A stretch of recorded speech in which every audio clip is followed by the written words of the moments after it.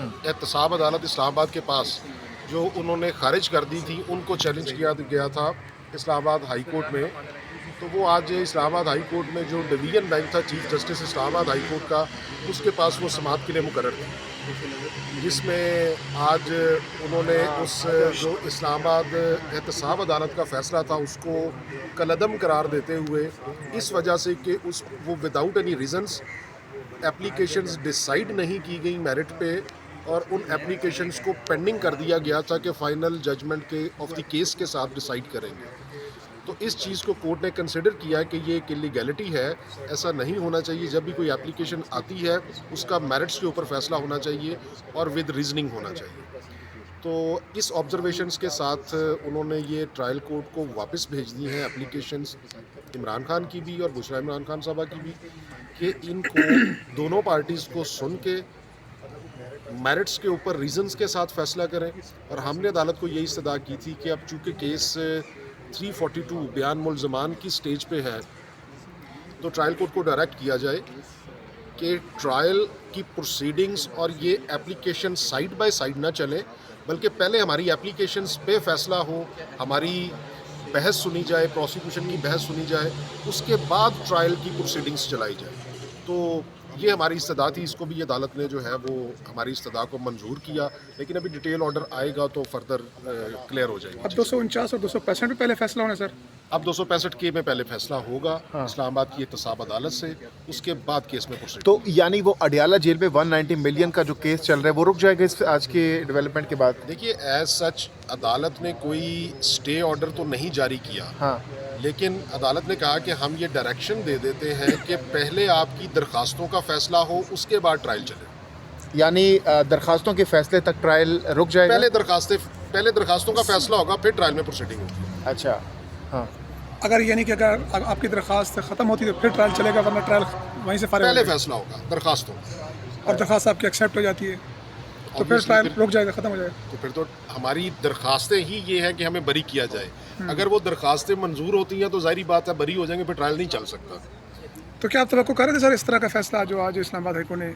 देखिए, जो कानूनी नकाइस इस्लामाबाद एहतसाब अदालत के फ़ैसले में थे, उसमें ये भी एक चीज़, ये ऑप्शन मौजूद थी कि शायद इस्लामाबाद हाई कोर्ट का डिवीज़न बेंच इनको वापस भेज दे कि मेरिट्स पे फ़ैसला करें, क्योंकि ये बिल्कुल उस फैसले सूरत हाल बुशरा इमरान खान साहब की 265 की हमने ट्रायल कोर्ट में फ़ाइल की थी आफ्टर तकरीबन conclusion of the prosecution evidence.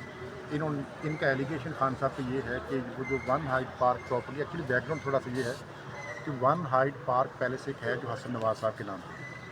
Hasan Nawaz साहब ने 2016 में वो प्रॉपर्टी जो थी अहमद अली रियाज़ मलिक से खरीदी। अहमद अली रियाज़ मलिक ने वो प्रॉपर्टी 2007 में ख़रीदी थी और उन्होंने इसकी 2016 में उसकी पेमेंट जो है वो अहमद अली रियाज़ ने उनसे खरीदी, हसन ने साथ में और उन्होंने बाद में खरीदी। उसकी इन्वेस्टिगेशन कहीं पेंडिंग थी NCA के पास, क्योंकि वो NCA डिग आउट कर रहा था कि इसकी पेमेंट जो थी एक्चुअली उसकी वैल्यू जो थी कोई 10 या 15 GB पाउंड की, मिलियन GB पाउंड की, वो उन्होंने ख़रीदी 42 GB पाउंड की, मिलियन GB पाउंड। तो उस पर वो इन्वेस्टिगेशन शुरू हुई। उनका एक ARU का लेटर आया, लेटर उन्होंने लिखा जनाब कि आपकी जो क्वेरीज़ हैं उसको एड्रेस किया गया, और किसी किस्म का, क्योंकि उस वक्त मलिक रियाज़ के ख़िलाफ़ पाकिस्तान में कोई प्रोसीडिंग पेंडिंग नहीं थी, ना कोई उनको कन्विक्शन हुई थी किसी अदालत से, ना उनके खिलाफ कोई इन्वेस्टिगेशन थी। नैब ने भी एलेज किया, लेकिन उन्होंने किसी किस्म की कोई इंक्वायरी, इन्वेस्टिगेशन, ऑथराइजेशन लेटर जो है वो रिकॉर्ड पे नहीं लगाया। अब उसके बाद जब वो चीज़ें डिग आउट हुई, फिर ये पैसा वापस इमरान खान साहब के दौर में आया उनके अकाउंट में, उनकी सेटलमेंट हुई NCA के साथ मलिक रियाज़ एंड फैमिली की, और सेटलमेंट में गवर्नमेंट ऑफ पाकिस्तान जो है वो पार्टी नहीं थी। उस सेटलमेंट एग्रीमेंट के सीक्वेंस में पैसा जो था वो आया पाकिस्तान में।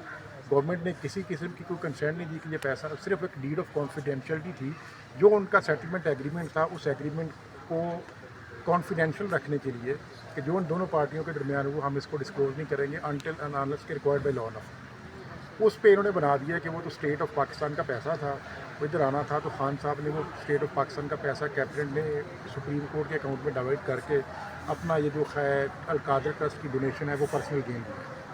अलकादर का जो विटनेस आते हैं, और इन्होंने आज तक 35 PWs एग्जामिन किए हैं, ایک بندے نے نہیں کہا کہ وہ جو القادر کی ڈونیشن ہے وہ خان صاحب نے یا بی بی صاحبہ نے اپنے پرسنل گین کے لیے یوز کیا ہے یا ان کا وہ پرسنل گین ہے. وہ جتنا بھی ڈونیشن آئی ساری کی ساری القادر کی ڈونیشن ہے, ان کے پاس ہے, وہاں پہ لگ رہی ہے. اس کے بینیفیشری جو ہیں ان کے اپنے گواہ کہتے ہیں کہ وہاں پہ وہ پڑھانے والی جو فیکلٹی ہے وہ ہے اور وہ جو اسٹوڈنٹس ہیں وہ ہے. خان صاحب اور بی بی صاحبہ ایک تھیلے کے روادار نہیں ہے ساری کی ساری ڈونیشن. تو آج کے بتائیں آج اس ایشو پہ ہم نے اپلیکیشن دی ٹرائل کورٹ میں. ٹرائل کورٹ نے ہماری اپلیکیشن کو میرٹ پہ ڈیسائیڈ نہیں کیا, آبزرویشن دی کہ یہ جو کیونکہ کیس جو ہے وہ فائنل کنکلوژن پہ ہے تو ہم اس کا فیصلہ نہیں کر سکتے. وہ کریں گے تو پریجوڈس ہوگا کیس ادر اکیوز پرسن کا, جبکہ اس کیس میں 8 میں سے صرف 2 ہی ملزمان فیس کر رہے ہیں, دونوں کی 265 کے کورٹ کے پاس. تو اس چیز کو دیکھتے ہوئے آنریبل ہائی کورٹ نے کہا کہ ہم کیونکہ انہوں نے میرٹ پہ کوئی ٹچ ہی نہیں کیا اس کو, تو میرٹ جو ہے انہوں نے دے دے تو ہم اس پہ کوئی اپنی فائنڈنگ کریں.